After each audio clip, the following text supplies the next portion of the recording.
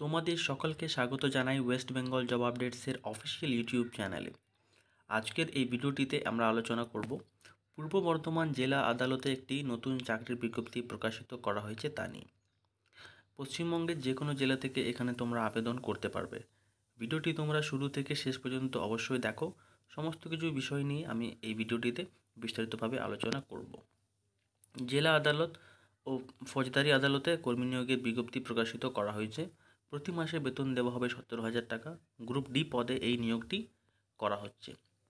এখানে organisation name রয়েছে পূর্ব Bardhaman court. Last date রয়েছে 4ই মে 2024। টোটাল ভ্যাকেন্সি রয়েছে 11টি। গ্রুপ ডি পদে এই নিয়োগটি করা হচ্ছে। চাকরি প্রার্থীরা অফলাইনের মাধ্যমে এখানে আবেদন করতে পারবে।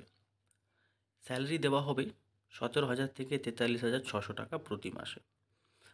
পূর্ব বর্ধমান জেলাতে জব লোকেশনটি রাখা হয়েছে।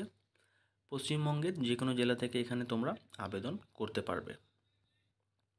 আবেদন করার জন্য এখানে আবেদন ফি কিন্তু জেনারেল ও SC/ST ক্যান্ডিডেটসদের জন্য 300 টাকা করে লাগবে। ST এবং PWD ক্যান্ডিডেটসদের জন্য 100 টাকা। পেমেন্ট মেথড ডিমান্ড ড্রাফটের মাধ্যমে করতে হবে। মোড অফ সিলেকশন রাখা হয়েছে রিটেন টেস্ট এবং পার্সোনালিটি টেস্ট।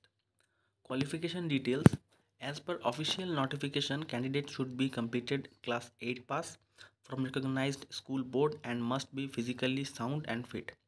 এখানে শিক্ষাগত যোগ্যতা 8 পাস রয়েছে, তার সঙ্গে ফিজিক্যালি সাউন্ড অ্যান্ড ফিট থাকতে হবে।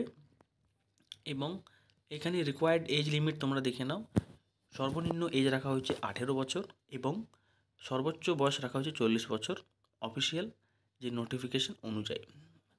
এই রিল্যাক্সেশন রাখা হয়েছে ওবিসি ক্যান্ডিডেটসদের জন্য 3 বছর ছাড় পাবে এবং SC/ST ক্যান্ডিডেটস 5 বছরের ছাড় পাবে। লাস্ট ডেট রয়েছে 4ই মে 2024। এখানে তোমরা অফলাইনের মাধ্যমে আবেদন করতে পারবে, কিন্তু তার আগে তোমাদের যা করতে হবে অফিসিয়াল নোটিফিকেশান এবং যে অ্যাপ্লিকেশন ফর্ম সেটি কিন্তু তোমরা ডাউনলোড করে নেবে। আমি লিঙ্ক এই ভিডিও ডিসক্রিপশন বক্সে দিয়ে দিয়েছি, সেখান থেকে ক্লিক করে অবশ্যই তোমরা আবেদনপত্রটি ডাউনলোড করে নেবে। এর আগে তোমাদের যা করতে হবে, তোমরা ভিডিওটিতে একটি লাইক করে চ্যানেলটিকে অবশ্যই সাবস্ক্রাইব করে রাখবে।